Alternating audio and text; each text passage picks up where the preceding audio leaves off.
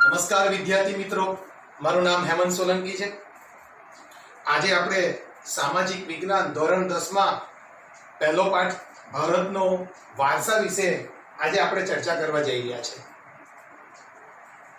ભારતનો વારસો એટલે કે આપણી જે સંસ્કૃતિ છે કે જે સંસ્કૃતિ વિશ્વની પ્રાચીન સંસ્કૃતિમાં સૌથી પ્રાચીન સંસ્કૃતિ તરીકે ઓળખવામાં આવે છે, એવી સંસ્કૃતિ વિશે આજે આપણે ચર્ચા કરવા જઈ રહ્યા છીએ। સૌથી પહેલા વિદ્યાર્થી મિત્રો, આપણે વાત કરીએ કે ભાઈ જ્યારે ભારતના વારસાની વાત કરવા જઈએ તો વારસો શું છે, વારસો કોને કહેવામાં આવે છે, એના વિશે આપણે આજે ચર્ચા કરીએ। તો હું પાઠને આગળ વધાવું તે પહેલા આપણે વારસા વિશે ચર્ચા કરીએ। તો કે ભાઈ વારસો એટલે શું? તો કે ભાઈ વારસાની અલગ અલગ પ્રકારની ડેફિનેશન આપવામાં આવેલી છે, એટલે કે અલગ અલગ પ્રકારની વ્યાખ્યા આપવામાં આવી છે। વારસો એટલે આપણને આપણા પૂર્વજો તરફથી મળેલી અમૂલ્ય જે ભેટ છે એને આપણે વારસો કહીએ છીએ। આથી હજારો વર્ષો પહેલા આપણા જે પૂર્વજો છે એ પૂર્વજોએ આપણને વારસામાં ઘણું બધું ભેટમાં આપેલું છે। હવે તમને એવો પ્રશ્ન થાય કે સાહેબ, આપણા પૂર્વજો તરફથી મળેલો અમૂલ્ય આ વારસો એટલે શું? તો એક એક્ઝામ્પલ લઈએ કે ભાઈ આથી હજારો વર્ષો પહેલા આપણે વાત કરીએ તો ભગવાનની પૂજા પાઠ કરવી, ભગવાનની પૂજા પાઠમાં ધૂપ અગરબત્તી કરવી, પહાડોની પૂજા કરવી, યજ્ઞ કરવો, આ જે પરંપરાઓ છે એ આપણને આપણા પૂર્વજો તરફથી મળેલી છે અને એ પરંપરા આજે આપણે જાળવેલી છે, એટલે આને વારસો કહેવાય છે। બીજી રીતે કહીએ તો કે ભાઈ પેઢી દર પેઢી જીવનમાં જે કંઈ પણ પ્રાપ્ત થાય છે એને આપણે વારસો કહીએ છીએ। પેઢી દર પેઢી એટલે આપણા બાપ દાદાઓએ આપણને વારસામાં કંઈક આપેલું હોય। હવે વારસો પણ અલગ અલગ પ્રકારનો હોય, ભૌતિક વારસો હોય, જૈવિક વારસો હોય। ભૌતિક વારસો એટલે કે આપણને આપણા બાપ દાદા તરફથી જે કંઈ પણ સંપત્તિ પ્રાપ્ત થાય, જે કંઈ પણ મિલકત પ્રાપ્ત થાય એને આપણે ભૌતિક વારસો કહીએ।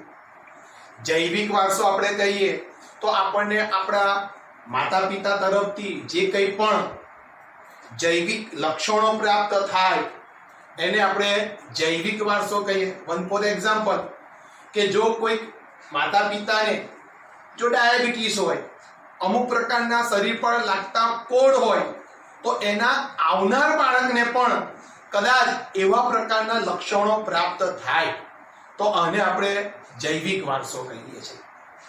તો પેઢી દર પેઢી જીવનમાં જે કંઈ પણ પ્રાપ્ત થાય એને આપણે વારસો કહીએ છીએ। એક પેઢી એની આવનારી પેઢીને કંઈક આપે છે, આવનારી પેઢી એમાં કંઈક ઉમેરીને તેની આવનારી પેઢીને આપે છે, એ પેઢી એમાં કંઈક સુધારો વધારો કરે છે અને એ વારસો પોતાની આવનારી પેઢીને આપે છે। એટલે પેઢી દર પેઢી જીવનમાં જે કંઈ પણ પ્રાપ્ત થાય છે એને આપણે વારસો કહીએ છીએ। તો આજે આપણે પાઠ 1 આપણા વારસાની અંદર વાત કરીએ તો આમ તો વિષ્ણુ પુરાણ નામનો જે ગ્રંથ છે વિદ્યાર્થી મિત્રો, તમને એ જાણીને આનંદ થશે કે ભાઈ આપણો ભારત દેશ આધ્યાત્મિક દેશ છે। એટલે આપણા ભારત જેવા દેશમાં વાત કરીએ તો આપણા ભારત જેવા દેશની અંદર 4 જેટલા વેદોની રચના થઈ છે, જેમાં ઋગ્વેદ છે, અથર્વવેદ છે, સામવેદ છે, યજુર્વેદ છે। એવી જ રીતે પુરાણોની અંદર લગભગ 18 જેટલા પુરાણોની રચના થઈ છે અને શાસ્ત્રોની અંદર લગભગ 6 જેટલા શાસ્ત્રોની રચના થઈ છે। એમાં વિષ્ણુ પુરાણ નામનો જે ગ્રંથ છે એ વિષ્ણુ પુરાણ નામના ગ્રંથમાં ભારતની પ્રાચીન સંસ્કૃતિ વિશે શું કહેવામાં આવ્યું તો જો કે ભાઈ ઉત્તરમ યત મુદ્રસ્ય હિમાદ્રેશ્ય દક્ષિણમ વર્ષ તદ ભારત નામ ભારતીયત્ર સંસતીય, એટલે કે અર્થાત સમુદ્રની ઉત્તરે અને હિમાલયની દક્ષિણે આવેલ સ્થળનું નામ ભારત વર્ષ છે. વિદ્યાર્થી મિત્રો, આપણો ભારત અતિ પવિત્ર દેશ છે. ભારત એ ઋષિ મુનિઓનો દેશ છે. ભારતની ભૂમિ સંતોની ભૂમિ છે. એટલે પ્રાચીન સમયમાં આપણા ભારતના જે મહાન મહાન મહર્ષિઓ થઈ ગયા છે, મહાન મહાન સાધુ સંતો થઈ ગયા, આ મહાન મહર્ષિઓએ ઋષિ મુનિઓએ ભારતને ભારત વર્ષ નામ આપેલું હતું. એટલે કે આપણો ભારત દેશ સમુદ્રની ઉત્તરે અને હિમાલયની દક્ષિણે આવેલો જે સ્થળ છે એને ભારત વર્ષ તરીકે ઓળખવામાં આવે છે. અને ત્યાં રહેતા તમામ લોકોને ભારતીય તરીકે ઓળખવામાં આવે છે. બીજી વાત કરીએ મિત્રો, તો કે ભારતના શુભ કાર્ય પ્રારંભે લેવાતા સંકલ્પોમાં ભારત વર્ષ, ભરતખંડ, જંબુદ્વીપ, આર્યાવર્ત વગેરે શબ્દોનો ઉપયોગ થાય છે. ખાસ કરીને કે ભાઈ આપણા ત્યાં જ્યારે પણ કોઈ પણ પ્રકારના શુભ કાર્યો થતા હોય તો એવા શુભ કાર્ય પ્રસંગે આપણા ભારત જેવા દેશની અંદર જ્યારે કોઈ પણ વ્યક્તિ જ્યારે કોઈ પણ પ્રકારના સંકલ્પ કરતા હોય, પ્રતિજ્ઞા લેતા હોય, ખાસ કરીને લગ્ન સમયે આવા પ્રકારના સંકલ્પો લેવામાં આવતા હોય છે. તો તેવા સંજોગોમાં જ્યારે આપણે ખાસ કરીને જો કોઈ પણ પ્રકારના સંકલ્પ લેતા હોય તો તેવા સંજોગોમાં ભારત વર્ષ નામનો ઉલ્લેખ કરવામાં આવતો હતો, ભરતખંડ નામનો ઉલ્લેખ કરવામાં આવતો હતો, જંબુદ્વીપ નામનો ઉલ્લેખ કરવામાં આવતો હતો, આર્યવર્ત નામનો ઉલ્લેખ કરવામાં આવતો હતો.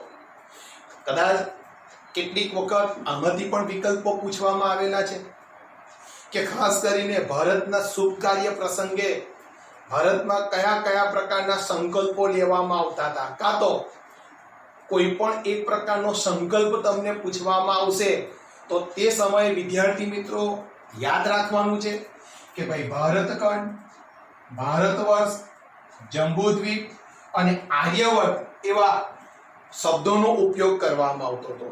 બીજી વાત કરવામાં આવે તો આપણો ભારત દેશનું ભૌગોલિક સ્થાન જોઈએ તો આપણને ચારે બાજુથી કુદરતી સીમાઓ પ્રાપ્ત થયેલી છે. જેમાં આપણે વાત કરીએ તો કે ભાઈ આ ઉત્તર, દક્ષિણ, પશ્ચિમ અને પૂર્વ. તો પશ્ચિમમાં અરબ સાગર છે, દક્ષિણમાં હિંદ મહાસાગર છે, પૂર્વમાં બંગાળની ખાડી છે અને ઉત્તરમાં વિદ્યાર્થી મિત્રો આપ સર્વે જાણો છે કે ભાઈ ઉત્તરની અંદર હિમાલયની પર્વતમાળા આવેલી છે. એટલે ચારે બાજુ ભારત દેશ પ્રાકૃતિક સીમાઓ ધરાવતો દેશ છે. સાથે સાથે આપણે વાત કરીએ કે ભાઈ પ્રાચીન સમયમાં એક સમય ભારત દેશ સુખી અને સમૃદ્ધ દેશ હતો. ભારતની સમૃદ્ધિના કારણે જ એક સમયે વિશ્વમાં ભારતને સોને કી ચિડિયા તરીકે ઓળખવામાં આવતો હતો. સોને કી ચિડિયા જે શબ્દ છે એ ભારતની સમૃદ્ધિને ધ્યાનમાં રાખીને લેવામાં આવેલો શબ્દ છે. સોને કી ચિડિયા શબ્દ ભારતની સમૃદ્ધિને ઉજાગર કરે છે. હવે વાત કરીએ તો યુગોથી, સદીઓથી ભારત દેશ વિશ્વના અન્ય દેશો સાથે વ્યાપારી સંબંધો ધરાવતો હતો. એ વ્યાપારી સંબંધોના કારણે ભારત સુખી અને સમૃદ્ધ દેશ બન્યો હતો. હવે શું છે કે ભાઈ ભારત એટલો બધો સુખી અને સમૃદ્ધ દેશ હતો કે આપણી આ પ્રકારની સમૃદ્ધિથી આકર્ષાઈને ઘણી બધી વિદેશી પ્રજાઓ ભારતમાં વેપાર કરવા માટે આવી. વેપાર કરવા માટે આવી એટલે તેમણે ભારતને જ પોતાનું વતન બનાવ્યું, ભારતમાં જ પોતે સ્થાયી થઈ ગયા અને ભારતીય સંસ્કૃતિમાં આ તમામ વિદેશી પ્રજાઓ શું થઈ ગઈ? ભળી ગઈ. સાથે સાથે આદાન પ્રદાનની પ્રક્રિયા દ્વારા આજે અનેક દેશોમાં પરિવર્તનો જોવા મળે છે. આદાન પ્રદાન એટલે શું? તો કે આદાન પ્રદાન એટલે આપવું અને લેવું. વેપારની વાત કરવામાં આવે તો ખાસ કરીને તમે જોવા જાઓ તો ભારત દેશ પહેલાના સમયની અંદર વેપાર કેવી રીતે થતો હતો? તો કે ભાઈ વસ્તુના બદલામાં વસ્તુઓ આપવાની, વસ્તુના બદલામાં વસ્તુ આપવી, એને શું કહેવામાં આવે છે? આદાન પ્રદાન. શું કહેવાય? આદાન પ્રદાન. હવે અહીંયા આપણે વાત કરવાની છે સંસ્કૃતિના અર્થમાં છે તો કે ભાઈ વિદેશી પ્રજા ભારતની સમૃદ્ધિથી ભારતમાં વેપાર કરવા માટે આવી એટલે એમની પાસે જે કંઈ પણ હતું એ આપણે મેળવ્યું, આપણી પાસે જે કંઈ હતું એ એમણે પ્રાપ્ત કર્યું. આમ આદાન પ્રદાનની પ્રક્રિયા દ્વારા તમે જોવા જાઓ તો ભાઈ એક દેશમાંથી બીજા દેશમાં ઘણા બધા પરિવર્તનો જોવા મળ્યા. આ રીતે એક પેઢીમાંથી બીજી પેઢીમાં આપણા ભાષાનું હસ્તાંતરણ થયું એને તેનો સાતત્યપૂર્ણ વિકાસ થયો. સાતત્યપૂર્ણ એટલે સતત એક ધારો વિકાસ થયો. એક પેઢીએ પોતાની આવનારી પેઢીને કંઈક આપ્યું એટલે કે આપણે આપણી એક પેઢી પાસેથી મેળવું, આપણે એ વસ્તુ આપણી આવનારી પેઢીને આપેલું છે. આમ એક હાથમાંથી બીજા હાથમાં, બીજાના હાથમાંથી ત્રીજા હાથમાં, આમ પેઢીનો દર પેઢી સતત ભારત જેવી દેશની સંસ્કૃતિનો વિકાસ થતો ગયો. હવે આપણે બીજા મુદ્દા પર વાત કરીએ તો ભારતનું સ્થાન અને ભારતના વિસ્તાર વિશે વાત કરીએ. હવે ભારતનું સ્થાન અને ભારતના વિસ્તાર વિશે આપણે વાત કરીએ તો લગભગ 9મા ધોરણમાં આપણે આના વિષય ઉપર ઘણી બધી ચર્ચાઓ કરી કે એટલે આપણે સંક્ષેપમાં પરિચય મેળવીશું કે ભાઈ ભારતનું સ્થાન અને ભારતનો વિસ્તાર. તો ભારતના સ્થાનની વાત કરવામાં આવે તો આજે પણ ભારત દેશ એટલો બધો વિશાળ દેશ છે કે આજે પણ વિશ્વમાં સ્થાનની દ્રષ્ટિએ ભારતની વાત કરવામાં આવે તો ભારત વિસ્તારની દ્રષ્ટિએ સમગ્ર વિશ્વમાં 7મો નંબર ધરાવે છે.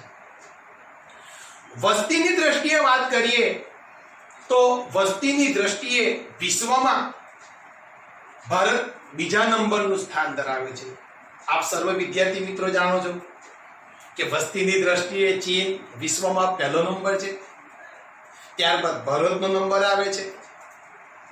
સાથે સાથે ભારત એટલો બધો વિશાળ એટલા માટે દેશ કહેવામાં આવતો હતો કે એક સમયનું પાકિસ્તાન, અફઘાનિસ્તાન, બાંગ્લાદેશ, મ્યાનમાર આ બધા દેશો ભારત દેશમાં સમાવેશ થતો હતો એટલે ભારત વિશાળ દેશ તરીકે ઓળખવામાં આવે છે. આજે પણ ભારત એટલો જ વિશાળ છે. હવે વાત કરીએ તો ખાસ કરીને ભારતની સીમાઓની વાત કરીએ તો ખાસ કરીને આપણે વાત કરીએ તો ભારત ઉત્તર, દક્ષિણ, પૂર્વ, પશ્ચિમ આપણે અગાઉ જોઈ ગયા પ્રાકૃતિક સીમાઓ ધરાવે છે. પ્રાકૃતિક સીમાઓ ધરાવે છે. હવે બીજે એક ટોપિકની આપણે ચર્ચા કરીએ તો ભારત વૈવિધ્યસભર વારસો ધરાવે છે. એટલે કે ભારતનો જે વારસો છે એ ભારતનો વારસો કોઈ એક પ્રકારનો નથી. ભારતનો વારસો વિવિધતાથી ભરેલો છે. હવે જોઈએ કે ભારત ભૂમિએ આપણને અને વિશ્વને સમૃદ્ધ અને વૈવિધ્યસભર વારસો આપેલો છે. ભારતીય સંસ્કૃતિ શાંતિપ્રિય અને વેપારી રહી છે. ભારતની સંસ્કૃતિમાંથી સતચિત અને આનંદનો અનુભવ પ્રાપ્ત થાય છે.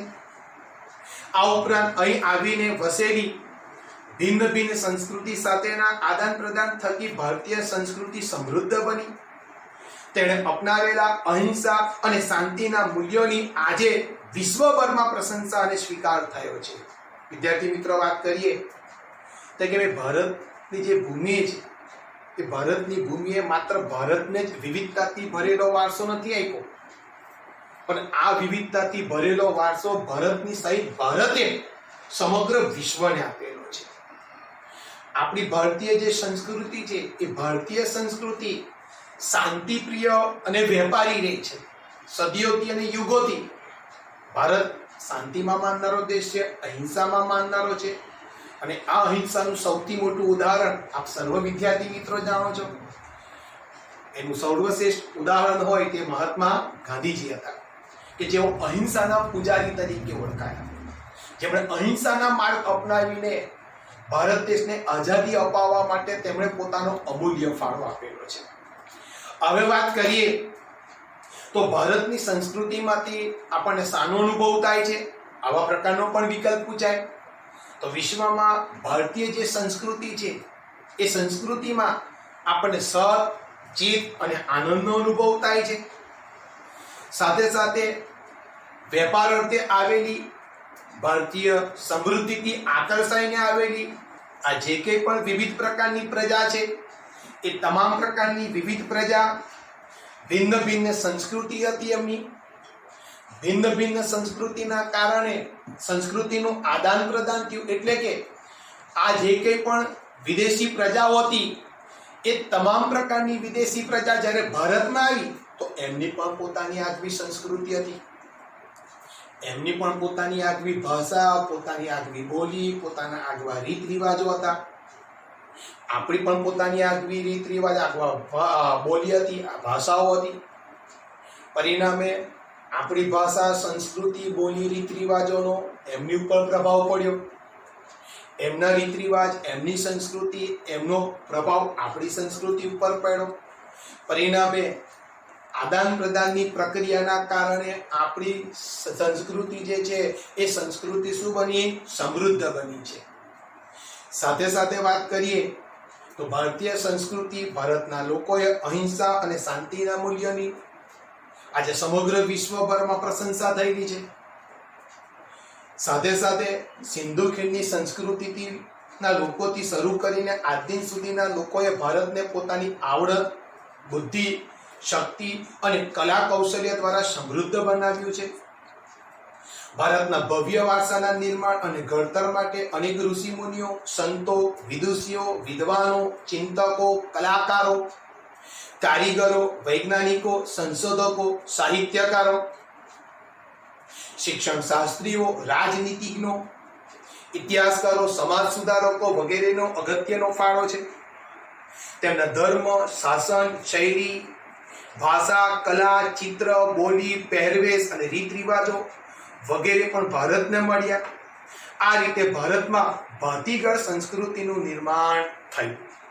હવે ધ્યાનથી તમે સાંભળજો કે ભાઈ સિંધુ ખીણની સંસ્કૃતિ. હવે તમને પ્રશ્ન થાય કે સાહેબ સિંધુ ખીણની સંસ્કૃતિ એટલે શું? તો વિદ્યાર્થી મિત્રો, ભારતીય સંસ્કૃતિનો ઉદ્ભવ સિંધુ નદી કિનારે થયો હતો, રાવી નદીના કિનારે થયો હતો. એટલે આ સંસ્કૃતિને નામ આપવામાં આવ્યું સિંધુ ખીણની સંસ્કૃતિ. હવે જ્યારે સંસ્કૃતિનો ઉદ્ભવ થયો તો સિંધુ નદી કિનારે તે સમયના વસતા લોકોએ ત્યાંથી જે સંસ્કૃતિની શરૂઆત થઈ, ત્યાંથી લઈને આજ દિન સુધીની વાત કરીએ તો કે ભારતીય સંસ્કૃતિને ઘડવા માટે તો કે ભાઈ તે સમયના લોકોથી લઈને આજ દિન સુધીના સમયના લોકોએ પોતાની આવડત, પોતાની બુદ્ધિ, પોતાની શક્તિ અને પોતાની કલા કૌશલ્ય દ્વારા ભારતીય સંસ્કૃતિને સમૃદ્ધ બનાવેલું છે. એમની અંદર રહેલી આ જે વિશેષ કળાઓ હતી એ વિશેષ કળાઓ થકી જ ભારતીય સંસ્કૃતિ શું બની હતી? સમૃદ્ધ બની હતી. હવે અહીંયા બીજો એક તમને પ્રશ્ન થાય, 2 માર્ક્સના પ્રશ્નમાં પૂછાય કે ભારતના ભવ્ય વારસાના નિર્માણ અને ઘડતર માટે કોનો ફાળો હતો? તો વિદ્યાર્થી મિત્રો, આ પ્રશ્નો ખાસ ધ્યાનમાં રાખજો. એનો જવાબ પણ ખૂબ સરળ છે કે ભારતના ભવ્ય વારસાને સમૃદ્ધ બનાવવા માટે એક તો ઋષિ મુનિઓ, સંતો, વિદુષીઓ, ચિંતકો, કલાકારો, કારીગરો, વૈજ્ઞાનિકો, સંશોધકો, સાહિત્યકારો, શિક્ષણ શાસ્ત્રી, રાજનીતિજ્ઞો, ઇતિહાસકારો, સમાજ સુધારકો આ વગેરેનો અગત્યનો ફાળો છે. આ તમામ લોકોએ પોતાની આવડત, પોતાની પાસે રહેલી કળા, પોતાની પાસે રહેલું કૌશલ્ય, પોતાની પાસે રહેલી શક્તિ એનો ઉપયોગ કરીને ભારતીય સંસ્કૃતિને ઘડવામાં આવા લોકોનો વિશેષ પ્રકારનો ફાળો હતો. ખાસ કરીને વાત કરીએ તો એમના આ પ્રકારના આવડત, કલા અને શક્તિના કારણે જ આપણી ભારતીય જે સંસ્કૃતિ છે એ ભાતીગળ સંસ્કૃતિનું નિર્માણ થયું છે. હવે અહીં સુધી સમજીએ તો ત્યાર પછીનો બીજો એક ટોપિક જે આવે છે, ટોપિકનું નામ આપવામાં આવ્યું છે કે સંસ્કૃતિનો અર્થ. કે ભાઈ સંસ્કૃતિ એટલે શું, તો કે ભાઈ સંસ્કૃતિનો અર્થ એટલે શું, સંસ્કૃતિ કોને કહેવાય? તો અહીંયા અલગ અલગ પ્રકારની ડેફિનેશન આપેલી છે. તો કે ભાઈ સંસ્કૃતિ એટલે જીવન જીવવાની રીત. દેશ કે સમાજમાં કાળક્રમે બદલાતા સંજોગો અનુસાર જનજીવનમાં આવતા પરિવર્તનો, સુધારા, સામાજિક નીતિ, રીતિ ઇત્યાદિ વડે ભિન્ન ભિન્ન સમાજોની સંસ્કૃતિ બને છે. સંસ્કૃતિ એટલે માનવ મનનું ખેડાણ અને તેમાં માનવ સમાજની ટેવો, મૂલ્યો, આચાર, વિચાર, ધાર્મિક પરંપરા, રહેણી કરણી અને જીવનને ઉચ્ચતમ ધ્યેય સુધી લઈ જતા આદર્શોનો સરવાળો એમ કહી શકાય. હવે અહીંયા વિદ્યાર્થી મિત્રો ખાસ જાણવા જેવું છે, અહીંયા સંસ્કૃતિની અલગ અલગ ડેફિનેશન આપવામાં આવેલી છે કે ભાઈ સંસ્કૃતિ એટલે શું. તો સૌથી પહેલું એક્ઝામ્પલ આપવામાં આવ્યું છે તો કે સંસ્કૃતિ એટલે સંસ્કૃતિ એટલે જીવન જીવવાની રીત. આપણી સંસ્કૃતિ આપણને જીવન કેવી રીતે જીવવું એ કોણ આપણને શીખવે છે?